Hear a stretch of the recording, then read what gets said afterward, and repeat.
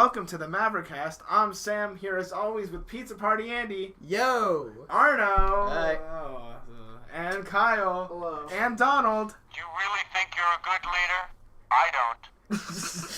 I think Donald's the best leader. That's actually that's one of the more timely phrases. Yeah, so I got a Donald Trump action figure from season 1 of The Apprentice, so this is my new favorite thing. It's a very... Brand yourself and toot your own horn.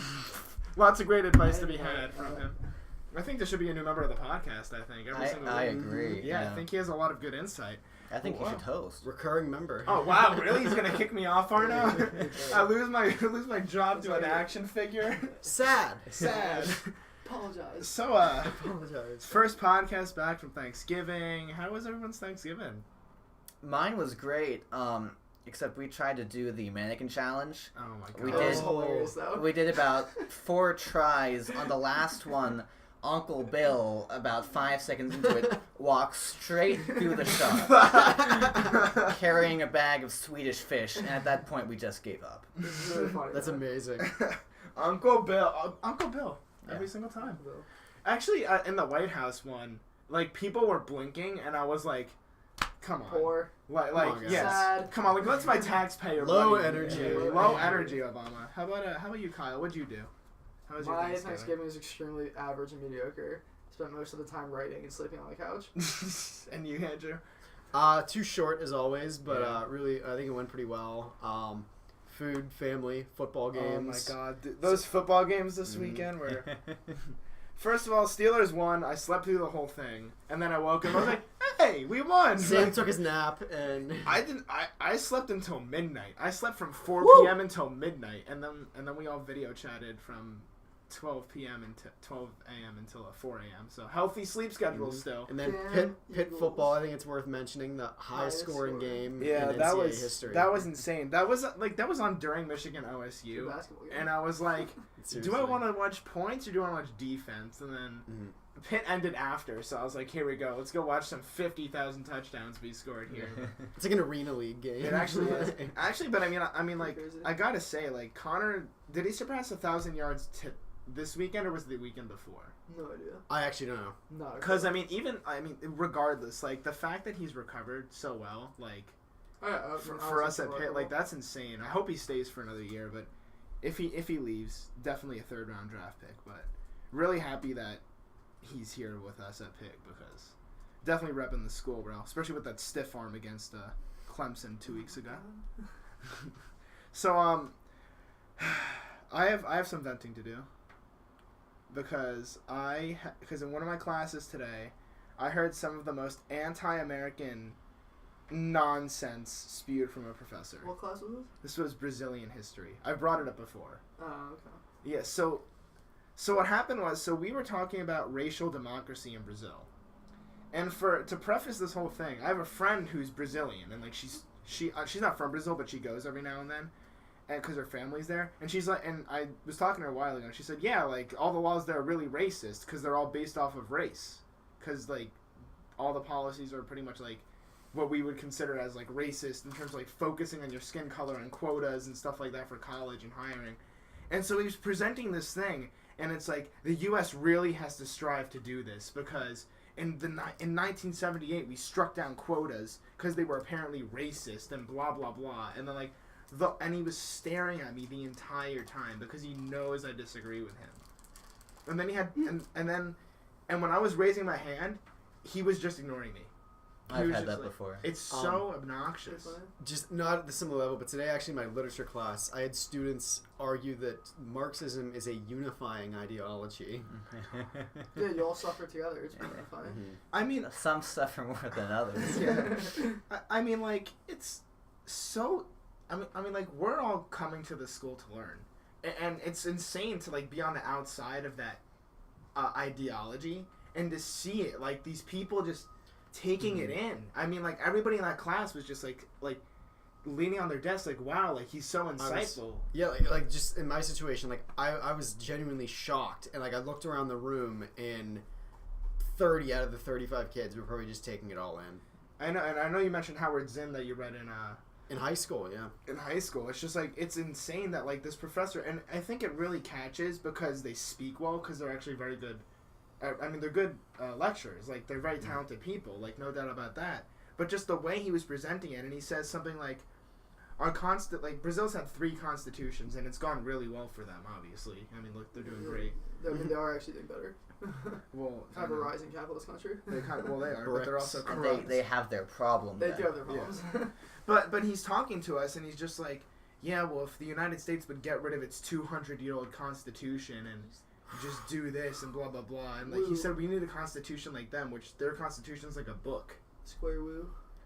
And I'm just like, that is just the most entitled thing I've heard someone say. And I know that we've spoken about the entitled, like, you and I have spoken about, like, the Trump table, with the sense of entitlement, this is my campus. This is like, my university. Right, like It's our bodies. It's our bodies. It's our bodies. We'll put a link to that. Yeah, oh, definitely. I don't know if entitlement's the right word, but that elitist approach to just people who disagree with them, Yeah. where it's like, we should just get rid of it because it's 200 years old. It's our time to put our our ideology in place. It's like, ideology aside, agree or disagree, there are people out there right now that are fighting for their right to say for that, while they are tearing down those people. Yeah. Like our armed forces that literally go out there and defend all those rights that they don't care about, because they care more about free health care than they care about the freedom of speech or the right to bear arms. Well, what bothers me when people criticize, talk about the need for a fundamental change in our constitutional structure is the fact that this Constitution has survived for well over 200 years. Show me a country that's been able to achieve that. I mean, Britain has been successful, relatively slow moving but successful. But I mean, we're pretty much unmatched in the level of success that our Constitution, our form of government has had. And it's the basic ignorance that comments like that display. And you shouldn't hear things like that coming from a professor. Right. Just in a Brazilian history class, just off the cuff. It's inappropriate. It's baseless. It's I know. For me personally, it took until like about my senior year in high school to stop looking at my teachers as some kind of god figures that know it all, and I should take everything they say on like exact value for what their word is as fact, because they're teachers and that's what their job is, and it's empowering to realize that some of the things I they say are started actually fighting wrong. with my teachers when I was 11. Yeah. Well, I followed them. I just didn't like fight with them ideologically.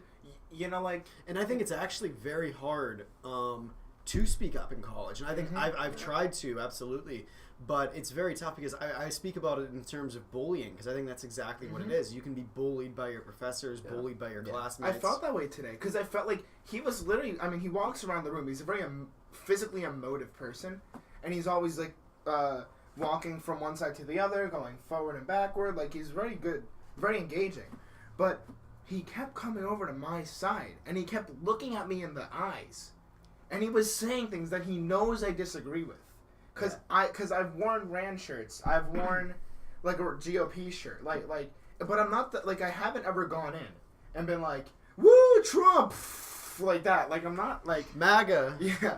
Like, I haven't been obnoxious about it. Like, you know what I mean? Like, I haven't even presented my own ideology. I've argued, like, historical things that haven't even been political. It's just been this or that. Just, like, a historical fact. Or we've just, like, I've contributed to discussion.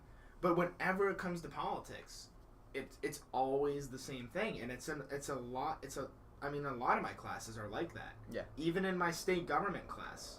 Oh, yeah. Where we're about to talk about gay rights, and I'm like, I'm going to have to bring out my religious liberty guns and start pulling some Ted Cruz on these peeps because they're not ready. Like, yeah.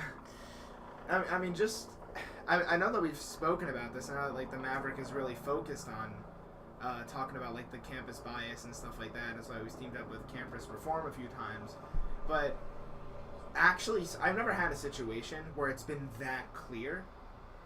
But for it to be that clear and to feel like you're being targeted because everybody in that class knows I'm, like, the token conservative in that class, like, to have them looking at me while he's staring at me, like, trying to disprove everything I believe in, or just diss it. For no other reason For than for purely political reasons. Right. Yeah.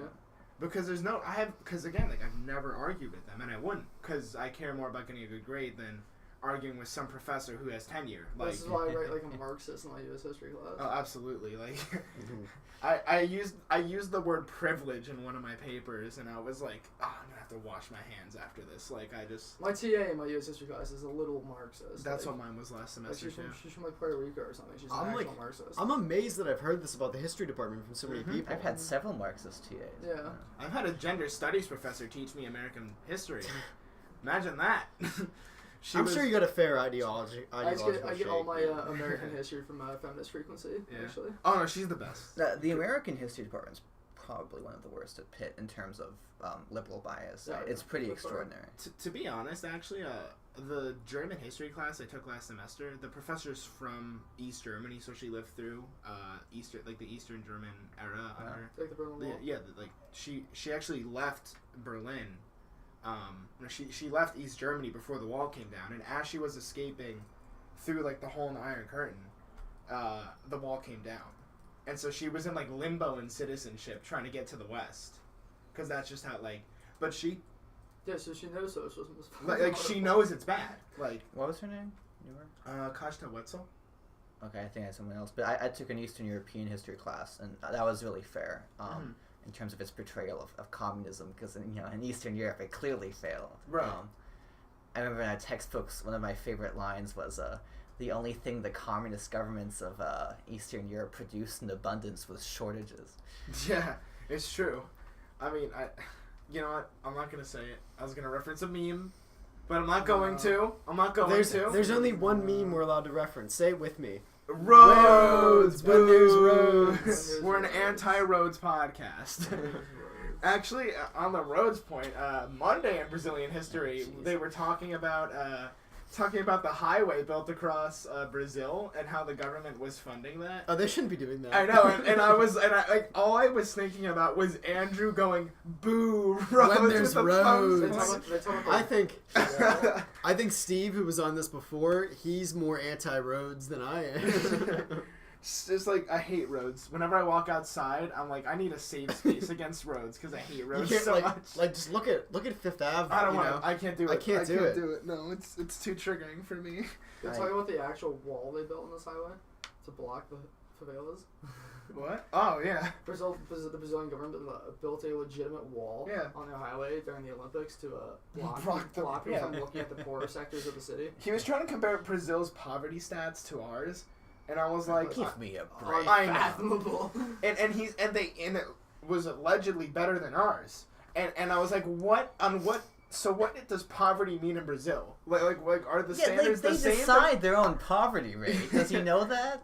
Yeah, because it's like, wow, the poverty rate for black people in Brazil is so much lower than that for black people in Yeah. America. And it's- I think our poverty rate is we cap it off about $15,000. I'd love to know what the per capita GDP of Brazil is, let's look that up. or the median GDP. I imagine it's probably higher than that, but Let's Not see my some. thoughts. Let's look up some monies. Economy of Brazil, monthly. What do you want to look up? just do GDP Brazil. GDP. Yeah, per capita. Okay, 11,200. So their per capita GDP is, I believe, below Also, our poverty threshold. their standard of living is way Just for comparison, the GDP per capita in the U.S. is $53,000. Poverty. What is it? Poverty level U.S. or poverty rate?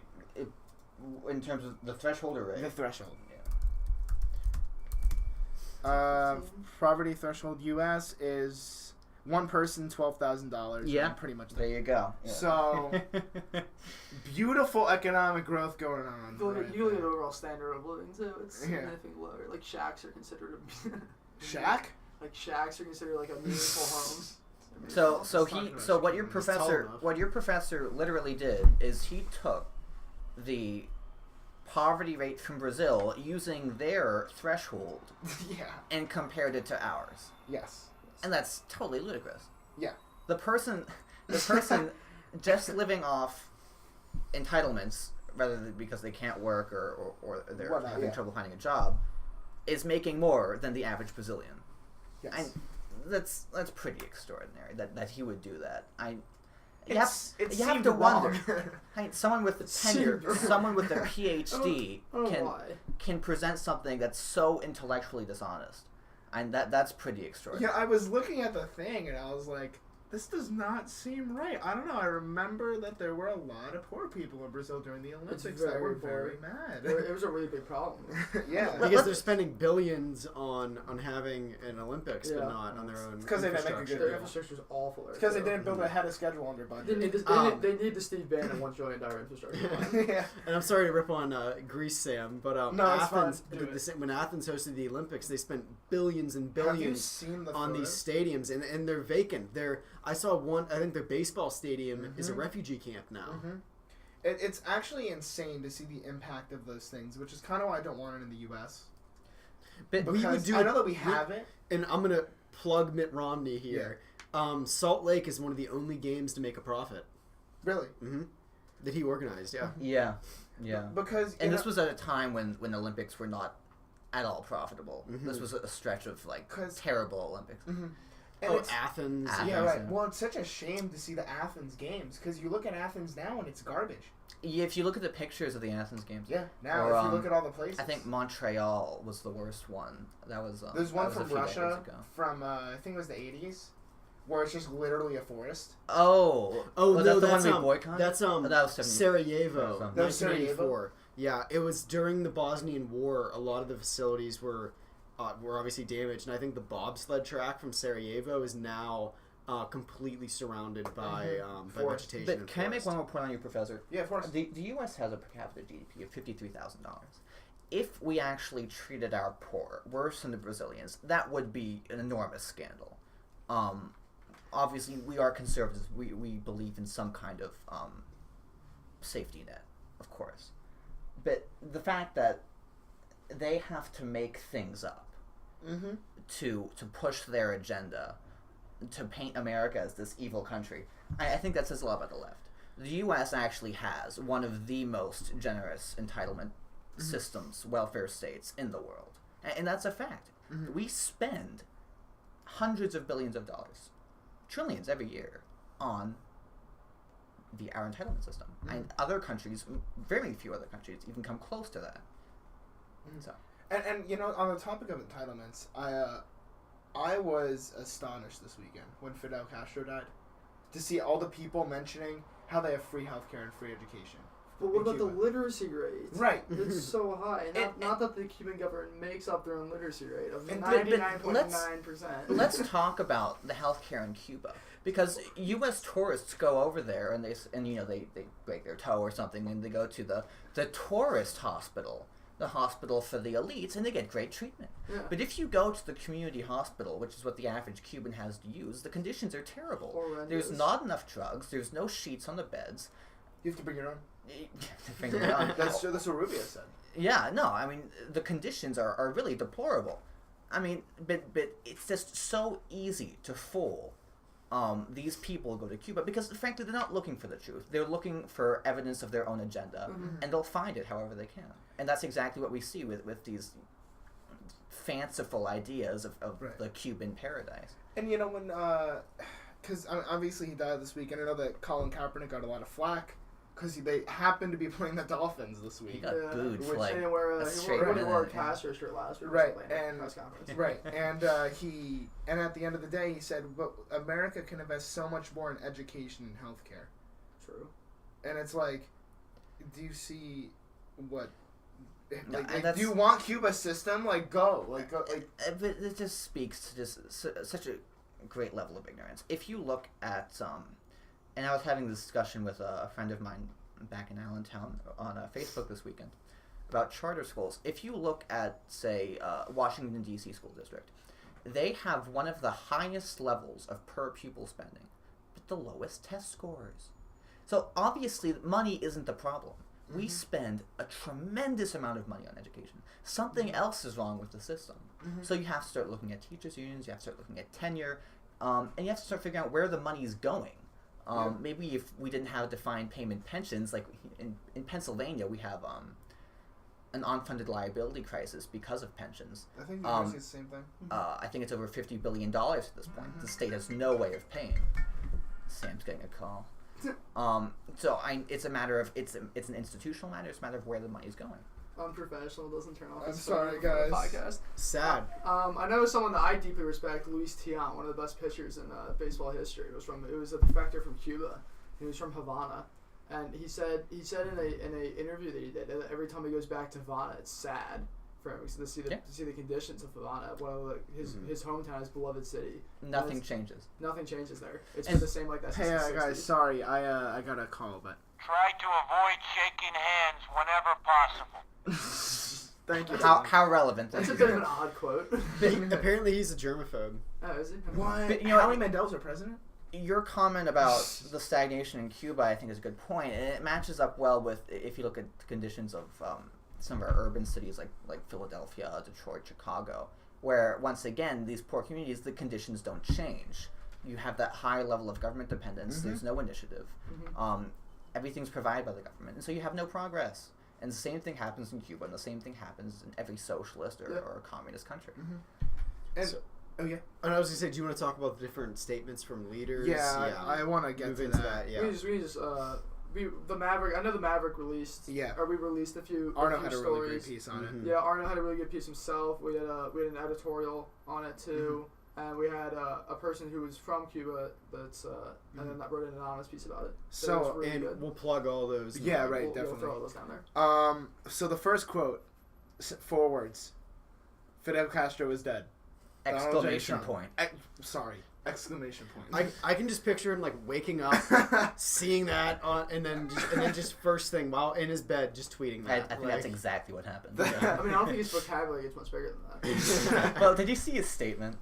It looked fantastic, but I'm almost 90% sure Right. Donald Trump didn't write it. But you know what? Kellyanne Conway probably. But you know what? Even if it's not him writing it, it's the fact that our next administration is going to take that pose. Yeah. Hey, as long as he endorses it, I'm happy. Yeah.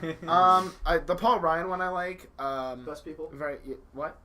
He had the best people. That's why he had the best statement. Oh, yeah, the not funny joke. Boo! Human debris. My personal favorite was Tom Cotton. I have Tom Cotton's right here. Fidel Castro created hell on earth for the Cuban people. Now he will become intimately familiar with what he wrought. Rand Paul said good riddance and linked a George Will article. That was kind of good. Let's talk about some of the other. Yeah, so let's do it. guys, Reverend Jesse Jackson Sr. I don't Reverend. understand why he's still relevant. Reverend. Yeah. Okay, guys, he's a reverend. In many ways, after 1959, the oppressed world over joined Castro's cause fighting for freedom and liberation. He changed the world. Rip. I don't even get the grammatical structure of that tweet. I don't know if you guys can get it. Here, I just want to repeat that. The oppressed world overjoined Castro's cause. Is that even English or? And then he had like a nice little picture of Castro looking all cute, like with his hand on his face. So, do you see this? I'll put this in link down, but like Contemplative Castro. I know, right? It's like him in like the thinker position. I don't understand why him and Jesse Jackson, or Al Sharpton and Jesse Jackson, are still relevant anymore. I don't know. This is the one I was most bothered by. It was from our dear friend Jimmy Carter. He said, Rosalind and I share our sympathies with the Castro family and the Cuban people in the death of Fidel. We remember fondly our visits with him in Cuba and his love for his country. We wish the Cuban citizens peace and prosperity in the years ahead. I don't know if the Cuban people do deserve a tremendous amount of sympathy, but it's not because of the death of Castro. It's because of the actions of Castro. For someone as smart as Jimmy Carter to say something like that it's hard to understand. Justin Trudeau. Well, before we get to Trudeau, I want to go to Trudeau for a second. But I do want to say a statement by Obama, which was just weak. I mean, this is just typical Obama. Like, I'm Obama, and we're gonna be sorry for you, and we're gonna talk about how great you are. And the Cuban people. Yeah. I mean, here's a sentence. We know that this moment fills Cubans in Cuba and in the United States with powerful emotions, recalling the countless ways in which Fidel Castro altered the course of individual lives, families, and of the Cuban nation. History will record and judge the enormous impact of this singular figure on the people and world around him. Apologize. Like, yeah, he was terrible. Like, Obama probably considers him like some kind of god figure. of course, because he's anti-American Well, no, imperialism. because Obama's a communist. Right. Well, I know that the whole thing about Obama was like the anti-U.S. imperialism, and what was it, BBC or something that he fought U.S. imperialism or something like that. It was some nonsense like that. Yeah, I believe it was BBC that did some kind of, BBC. he opposed U.S. imperialism for like 60 years or something like that. Like, And then people make a big fuss about the sanctions he put on South Africa. Little do they know that South Africa neither exported nor imported anything from Cuba, so the sanctions did nothing. oh God, They just put them on there, so they had to be good. and this all he ended the apartheid. this all leads up to the best thing, which is Justin Trudeau, which after seeing this we might need a wall on the northern border now, because just this was ludicrous. I'm gonna read most of it. It is with deep sorrow that I learned today of the death of Cuba's longest-serving president. Fidel Castro was a larger-than-life leader who served his people for almost half a century. A legendary revolutionary and orator, Mr. Castro made significant improvements to the education and healthcare of his island nation. While a controversial figure, both Castro's supporters and detractors recognize his tremendous dedication and love for the Cuban people, who had a deep and lasting affection for El Comandante. I don't know if I pronounced that right. I took French. I know my father was very proud to call him a friend, and I had the opportunity to meet Fidel when my father passed away. It was also a real honor, with a U, to meet his 3 sons and brother Raul Castro during my recent visit to Cuba. On behalf of all Canadians, Sophie and I offer our deepest condolences to the family, friends, and many, many supporters of Mr. Castro. We join the people of Cuba today in mourning the loss of this remarkable leader. My only question is what Trudeau himself finds controversial about him. He clearly loves the guy. Maybe it was the firing squads. Yeah, right? I mean, and this is why... Maybe that was slightly controversial. Obviously, we encourage people who want to hear a proper rebuttal to read the editorial or the columns. Yeah. Because there's just so much wrong with that. I don't know where to start. Yeah. But again, I go back to these comments about sympathies for the Cuban people. It's just so misdirected. Well, and that's why I really like Trump's statement. Because this is the first paragraph. Today the world marks the passing of a brutal dictator who oppressed his own people for nearly 6 decades. Fidel Castro's legacy is one of firing squads, theft, unimaginable suffering, poverty, and the denial of fundamental human rights. Yeah. What a difference from I learned today of the death of Cuba's longest-serving president. Yeah. And he made healthcare improvements on the island nation. You would think he was a saint from that. What world are they living on? Yeah. This would be like someone going out there when Hitler died and said Hitler did a lot of great things for Germany. Look at all the industry he made. Do you mean like JFK? Is that what he did? I mean, that's what he said in 1930. Oh. He said Hitler was one of the most a lot of person. A lot of progressives liked Hitler, but especially Mussolini. Well, even Mussolini and FDR, and FDR, and I mean, even it was what. It was Hitler and JFK and FDR Mussolini. Well, I mean, economically they're not far apart. I mean, they tried to escape depression by large amounts of public spending and. But I was so disappointed to see that our own Obama's statement that week, like we're the country that literally Cuba almost bombed, and his party's president was in office. And that's the statement? I think Trump said more with 4 words than Trudeau did in multiple paragraphs. Yeah. And I think you make a good point. What would Kennedy say if he were alive? And Kennedy actually knew what was wrong with him. Yeah, he certainly wouldn't legitimize Castro as a president, and he wasn't. Yeah, that title is very, very. And troubling. I think I opened it with that in my column, because that's the first thing I saw is people calling him the president, and it's just it's pretty despicable, honestly. Mm-hmm. I mean, and it's so disgusting because there's people in our government who are the children of Cuban refugees. Yeah. Like Rubio and Cruz, and this is their responses. Rubio, in response to Trudeau, is this a real statement or a parody? Because if this is a real statement from the PM of Canada, it is shameful and embarrassing. And this is Cruz. Disgraceful. Why do young socialists idolize totalitarian tyrants? Castro, Stalin, Mao, Pol Pot, all evil, torturing murderers. And I think Cruz makes a great point with that. Is, we hear all the time from socialists and radical leftists that, this isn't real. Every time we point out examples, this isn't real communism. This isn't real socialism. In defense of their systems. But then we have an actual tyrant, a communist who did terrible things, and they defend him. So what are we to believe? If he's not a real socialist, if he's not a real communist, then why are you defending him anyway? And even Bernie, and they're always so quick to jump the boat from that dirty word socialist. And even Bernie was like, well, I'm not a socialist. I'm a democratic socialist. I'm a voted-in socialist. Right. I'm just confused as to what president has a 65-year term limit. Yeah, Putin. Castro. Putin. Maybe we'll get there.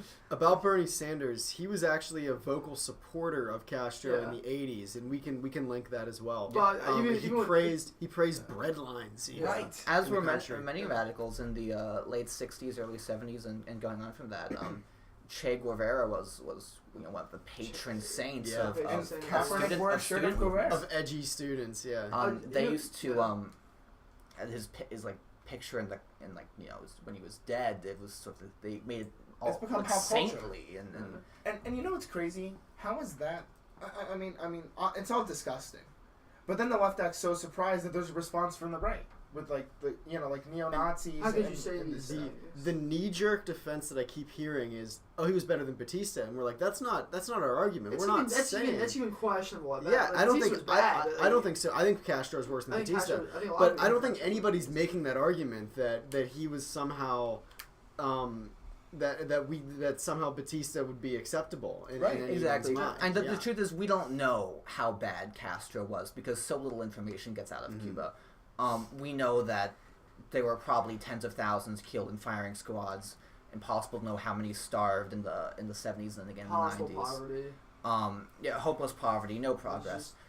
But, and I mentioned this in my column, is that what we keep seeing this relativism come up, where it's, Castro wasn't great, but he was better than Batista. Well, are we going to, We don't even know that.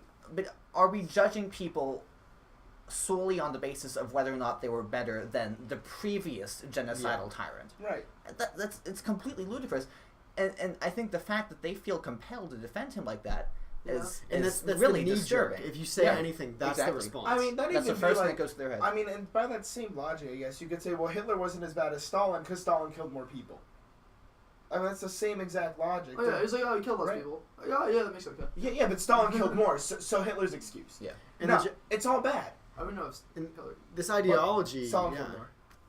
And Mao, obviously, Mao dwarfs, 55 million. And that's what I want to say. The ideology of radical leftism is responsible for the most despicable genocides on Earth. My friend was talking to me. He's a radical leftist. But we don't talk about politics a lot because we obviously disagree a lot, obviously. And he's telling me, I hate religion. And I hate religion because it causes the worst things on earth. And I tell him, how many deaths was religion responsible for in the last century? How many deaths were secular wars responsible for in the last century? Yeah.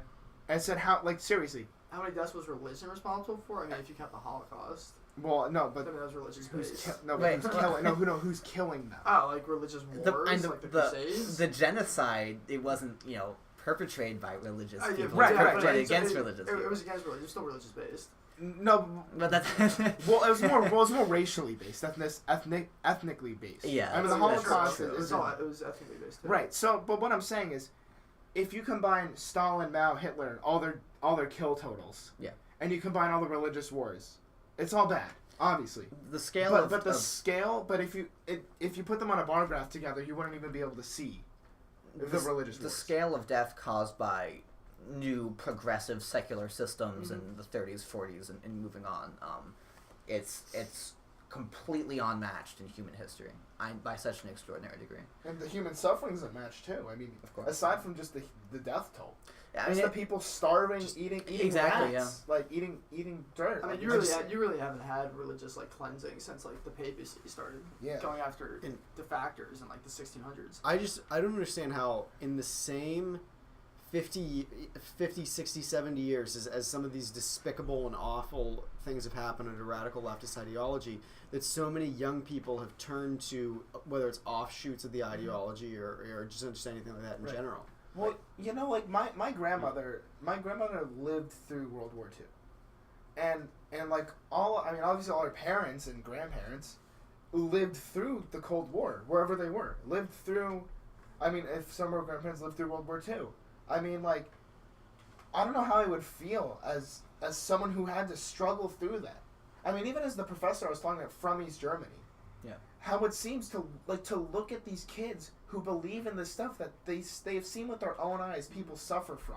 Yeah. Kyle, did you say that there hasn't been religious? What was it? I said kind of like European religious cleansing since like the papacy in 1600s, 1700s. What was the Holocaust? Well, I mean by like religious on religious. Okay. Yeah. Yeah. Well, obviously, yeah. Well, there's religious cleansing. There's religious cleansing today. Yeah. Just wanted to check. Yeah. Like governments are religion, not like Yeah. religion on religion cleansing. I see. Because the papacy hasn't had that kind of power since like the 1600s.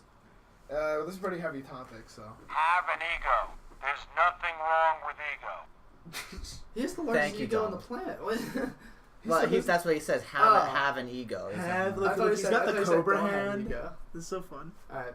Hey, Never give up. Under any circumstances. Even if Never you're- give up.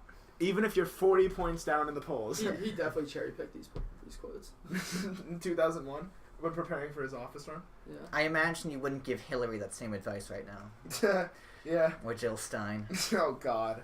What is going on? So, Are we talking about the recounts? do you want to talk about the Yeah, we recounts? certainly Yeah, we can. So what's going on with that? I've seen the headlines. I haven't read it because it's so stupid. So what's going on? Someone explain this to me. I'm stupid. Stop touching me. But so particularly in Wisconsin, Michigan, and Pennsylvania, Jill Stein has raised, I've heard 6.5 million, 6.5, yeah. something like More that. than her whole campaign. I mean, yeah, it it was was way way doubt that, confirmed, yeah. way more than our whole campaign. To investigate, because apparently there were like statistical trends in Michigan that certain counties were like the same Yeah, margins or Pennsylvania, something. Pennsylvania. So that's why they're looking into it, or she wants to look into it rather. I know she can't do the recount in Pennsylvania because it's already passed, past the past deadline. the date. The And then she deadline said for that all the Pennsylvania. money wasn't even going to go to the recount anyway. Yeah, no, it's a brilliant financial scam. Let's give Jill Stein some credit. She's got some business acumen. I just. I don't understand the Wisconsin one because they're like, oh, the Russians are infiltrated the election system, but Wisconsin. She wants to do a full hand recount, but I Yeah. don't know how that works with an electronic ballot. Wisconsin's a paper ballot. Is it a paper ballot Yeah, still? still. Oh, That ballot was paper. That's what I was saying when people were arguing that No, the no. Russians hacked Wisconsin. I was like, it's a paper ballot. The people essentially stuff boxes. Good luck flipping that. Yeah. Okay, meme time. So you know that meme No. that you sent me, Andrew, No where it's meme the time. Trump face with the wall button? Yeah. There's one that I saw with a crying Hillary face, and it was the Russians, and it's blame the Russians with the Russian button. It's so true. It's never their fault. Obama said that it's Russians. Obama said it's Fox News' fault that For Trump what? won Oh. because in a bunch of restaurants, Fox News will be Oh, on. have you guys seen the What? Have you guys seen the SNL skit where they actually? It was during the Weekend Update where they talk. Tinder now has 37 genders. 37 genders. And then Colin Jost says, Yeah. in other words, this is why Democrats lost the election. And yeah, it's true. That was like one of the that was funny on SNL. Like they're finally realizing, oh wait, we're pretty stupid. Like, And I think Even Bill Maher. we spoke about Understands that. ESPN actually has Yeah. acknowledged that they're going to stop political coverage. Being a leftist Because biased crap I said show. that it's MSNBC with football highlights. Yeah. it's true. I mean, I love MSNBC because of Chris Matthews. It's, I love Hillary Clinton is so great. it. Hillary Clinton's so great. Bill Rachel- Tingle going down my leg. Rachel Maddow's response to the election was priceless. This is life now. This is life now. You're not dreaming. Yeah. This is Right. America. Oh my god. I Rachel think we all pinched ourselves on election night, though. Yeah. What are you talking about? I knew it was gonna happen. I was in You know. shock. Oh, I'm sure, Sam. What map? Oh, I deleted the map off of my Twitter. I mean, it was. I still have Sam's hot mic quote to me. No. It was statistically improbable. I mean, like the HuffPo had it at a 1% chance of him winning. Nate Silver, how dare you give him a 30% chance? I Evil- gave him evil like statistician. a 3% chance. I mean, And I actually thought he would underperform the polls by virtue of Hillary's Ground game? far superior ground game. my defense of Silver was that he had it closer than anybody in complete fairness. Mhm. Yeah. The New York Times Upshot had it over 95%. That's what I went with Nate Silver's kind of numbers. I was thinking like Yeah, that's fine, 538 the whole 20, time. 25-30%. Hold on, Trump quote. Always enjoy what you're doing. I hope he enjoys what he's doing. I mean, he's gonna leave his Thank company you, Donald. apparently. So. Thank you, Donald. Do you think he's gonna really leave his company? No. I He already has hasn't. to, He already yeah. hasn't. I mean, He said making a he statement said on He said today. yeah. today he would give it to his kids when he left. I don't even like he didn't that. say the words "give it" though. He said his kids were going to start doing more of the business. Those were his exact words. But then he said he said he was gonna completely step down. He said he was going to leave it to his kids, but he didn't say he wasn't going to do any of the business aspects of it. He just You're said his wrong. kids were going to do I'm more wrong. of I the can't business. believe how painful this is for him. I know. He's leaving a multi-billion-dollar business to join a multi-trillion-dollar business, and he's know, very how upset. hard- What's confusing about me and what I think the mainstream media is failing at doing is they're covering such more than niche things like the Hamilton tweet. Well, there's actually things he's doing or that are bad. Like he's Yeah. meeting on behalf of his business with other businessmen from foreign entities, like while he's president-elect, which is blatantly illegal. Like, And you can't do this. Yeah. Trump is a master of the media, and I think Yeah. he used Hamilton because that dominated the news cycle, and not a word was said about the Trump University. What I know- could I you know say he, about this? What type of a board game are we playing right now? 40 chess. 40 chess. 40 I know there was a story that Bear the New York watch this. Times the New York Times originally broke, because New York Times actually does have decent reporting. Former believe it or newspaper. not. I still read the international and Yeah, national news. the New York Times did a piece that Kellyanne Conway and Trump had made a deal together for her to go out and publicly attack the Romney pick to get media pressure off of Trump himself, which is an interesting theory. I mean, That's it would 'cause he help. makes the best deals. It would help explain why she's acting like this. 'Cause Yeah, Yeah. I didn't expect Kellyanne Conway to yeah. go out and start trashing Romney. Although those pictures of Romney and Trump. I just love Romney's faces in all these pictures. Well, I'm and so that's a surprised. genuine Romney smile. That is Yeah. happy Romney. That's just that's why he lost. You know. And actually on the point of Romney, I guess we can transition into the forming cabinet now. So he has narrowed it down to 4 people for Secretary of State, as far as I know. Yeah, kind of. That's what I heard. But The yeah. 3 that I keep hearing are Rudy, Romney, and Petraeus has now entered the fray Yeah, as well. Town Hall did a Facebook poll today, and you're gonna have a lot more Trump supporters on that. But Trump's supporters really want Giuliani more than anyone else by far. It doesn't make any sense to me. No. And it's about loyalty for them. But yeah, I agree. Rudy Giuliani in the past, I know, in 2008, tried to make himself out and to be some kind of foreign policy tough guy. But the truth is, he doesn't have a lot of foreign policy experience. He's not. It's just his business, it- yeah. It's just because of 9/11. That's where he gained some credentials on foreign policy. But, I mean, how valid is that, you know? What amazes me is that he's ruled out the 2 most overqualified people for the position in Corker and Bolton. I mean, these are the people who are lined up for this job But on the Republican side. Corker really helped the president get through the Iran bill, and he's getting a lot of flack from the right for doing that. True, but he is extremely overqualified for the position on credentials. And in terms of experience, I Yeah. think you're right. Yeah. Corker is my favorite. Bolton people don't like him because he's a war hawk. He's a warhawk, but he's brilliant. Right. I mean, I wouldn't mind Romney. I mean, I think he's the best out of the My group. question is, what's the difference between Bolton and Petraeus? They're both warhawks. Petraeus has some scandal in his background, though. It's more spicy. Makes for better reality TV. Bolton's just an old guy with a mustache. I think one potential roadblock with Bolton is he was never actually confirmed for to be ambassador to the UN because he was a recess appointment. I don't think he would have passed Senate confirmation at that time. Under the Democrats, probably not. I mean, that's the whole thing with the Democrats. They're what Chuck Schumer's been saying, that he has 60 votes, even though he's a minority, that they can filibuster anything they don't agree with is nonsense and it's unconstitutional. So Can Well, they just, no, can you but just turn the lights off? They on them got when they they're got doing rid that? of. Didn't Harry Reid get rid of the filibuster for cabinet appointments? For cabinet appointments, but it's still there for Supreme Court appointments and legislation. Oh, okay. Yeah. It's only for presidential cabinet appointments that it's not there. Right. I have a question. It's 51 votes. It's still a majority. Yeah. I have a question. In terms of, so I know that like when during the sit-in that the stupid sit-in that they had For gun legislation, where they made it the whole civil rights, including our own Congressman Mike Doyle. My running theory is that they just couldn't actually get up because they're all old and fat. There wasn't there. I know someone floated this around where the Republicans have control of the lights and the cameras because they're the majority and they can turn them off. Oh, no, yeah, no, the lights were shut off during the when they were sitting in. Can they turn them off when you're filibustering? What if we let some bats into the chambers? That'd be funny.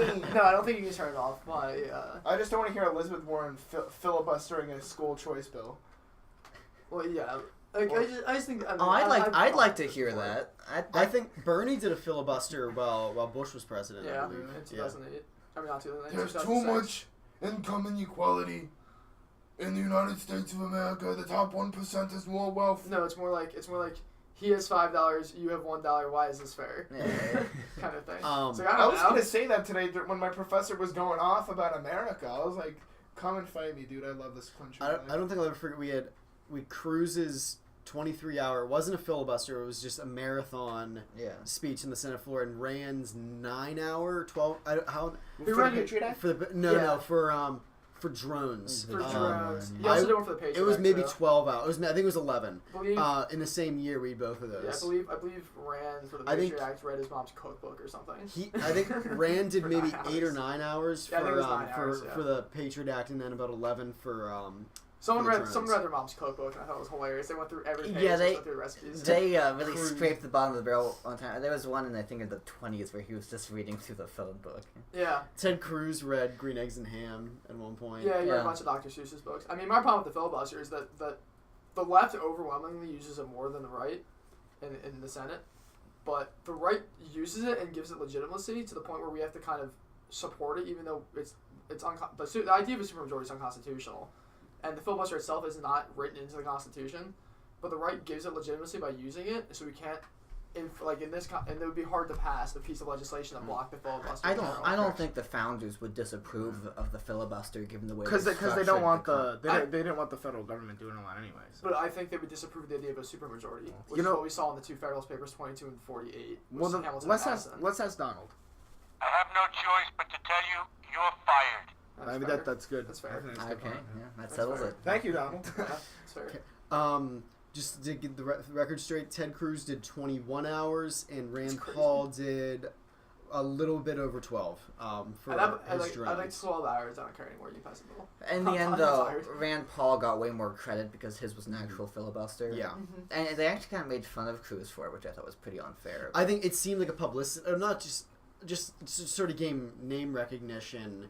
Ahead of the potential primary. And let's be fair. I mean, looking at the disaster that is Obamacare now, I do wish the Republicans made a more serious effort to get rid of it when... That's another point, that spineless Mitch McConnell will never do anything Chuck Schumer is going to do this year with Trump. I know a 4-letter word for Mitch McConnell. Okay. Sorry, I sneezed. Another problem I have with the filibuster is that... 48-38. Well, that's a record, actually. That's a record. Time what? Did you end it? No, time to... 48 minutes. That's a record. Look what he did. Another problem that I have with filibuster is that the language in the Constitution about debate on the Senate floor is very interesting and ambiguous, because it's how you define debate. Whether you define debate as someone speaking openly in the public floor, there's actual dialogue back and forth. So that's how the founders originally wrote the communication systems of the Senate in the Constitution. I find it very interesting. Yeah, definitely. That's what I think too. Good thing that we don't do video. You wanted to do video. I know. There's a transcript of Cruz's entire filibuster. Oh my gosh. That's so hilarious. When leftover printing quote at the end of the semester. I'm gonna have to watch it. Yeah. Yeah. Yo, B movie and that. Yes. So I guess we can announce that. We're planning on printing the B movie and reading it. So. We will be doing a soliloquy with the B movie. Another announcement that we have is that we had Ian Tuttle come speak to us today, and we'll be having, I think, 2 pieces go up tomorrow. We should have had him on the podcast. Or whenever. Yeah. I'm sure he has much better things to do soon. He has another event tonight. So that's Like why Grove he can City, yeah, so we can stick around for a while. But we did an interview with him after his speech, and then we'll have another He's really editorial pretty. piece. He's a brilliant man. He's really pretty. He's a really brilliant. I man. wish I was. What is he, 24? He's very young. Yeah. Yeah, that's a good show. Yeah, I wish I could. I think he had his internship 5 years ago when he started internship with the National Review. So he was a junior in college when he started that. Or I something. couldn't go. Crazy. It stinks. Is that gonna be you, Kyle? What? You nationally syndicated columnist, Kyle. Yeah, so quick question for everybody. Your personal pick for Secretary of State, Romney, for me. Romney. If I can't choose Corker or Romney. Don't be so sour about it. You're always like crossing your arms and being like, It's so beyond me that you can just okay. skip half Elitist, Bolton and Corker. the failing Kyle Morehart. Like, at least pick Bolton. Or Corker. Like, Nah. Oh, I like Bolton, but I think he's totally out of the picture. yeah, so do I. It's just beyond me that you can pass by him. Just to toss in some extra news before the end, Tom Price, Health and Human Services, vocal Obamacare critic. KT McFarland for National Security Team. She's good. I like her. Betsy DeVos for Education. Fantastic. Yeah, she's excellent. Really the best pick of his cabinet. And then I love the pick of Nikki Haley too for out of UN. nowhere, but I like it. Yeah, it was a bit surprising, but I think this foreign policy experience is gonna be huge for her. For her in the future, definitely. I mean, she was been. I think she was ready to be on a national ticket this year, and this is gonna help people her. were saying she's gonna be on a national ticket for years. She is gonna be. And she's so young, yeah. Democrats' worst nightmare. She's awful for them. Yeah. She's really. She breaks all their narratives. If they continue with this idea of identity politics, she's awful for them. She kills everything they have. Oh, please, Nikki. So, Homeland Security, I hear Sheriff Clark, Please General God, Kelly, no. USMC, and Representative Michael McCall. I can't support Clark for this. I think Clark I love is no. Clark, but I have to go with General Kelly probably for this pick. Mike McCall's my guy, but I just want. I mean, like. Clark's Clark's good at memeing, so. Like, I want Mike McCall to challenge Cruz in the primary. yeah, Mike McCall is a bit of a more level-headed guy than me for me, so I like him. You, Arnaud? I wasn't paying attention. Homeland Security pick. David Clark, General Kelly, Michael McCall. General Kelly, I think. Fair. And then. Is Ben Carson going to put us all to sleep? Yes, I hope. I think he'd be good for Hood. Yeah, I agree It'd be with good that. for a few positions.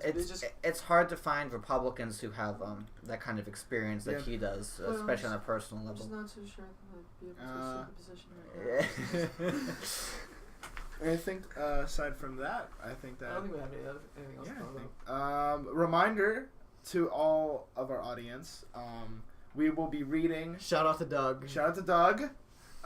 We will be reading Andrew Klavan's new book. Fantastic. The Great Good Thing, A Secular Jew Comes to Faith in Christ, over our winter break. So it'll be the week of January 3rd. I know that's like a Tuesday, but I don't know. Is the Monday the 1st? I'm not bad with I'm days. not sure. Whatever the first, because we go back early. Right. So episode, I believe it will be episode 10.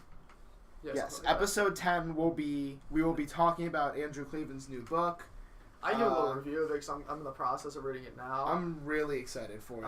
I've heard a lot of good. So I was raised very Roman Catholic, like very religiously Roman Catholic until I was 13 when the church extradited my family for getting a divorce. But and then I'm kind of become more agnostic since then, because it's kind of hard to get back into the routine of practicing religion. It definitely is very hard, yeah. But from what I've read so far of his book, I've gone through about a quarter of it so far. It's very moving.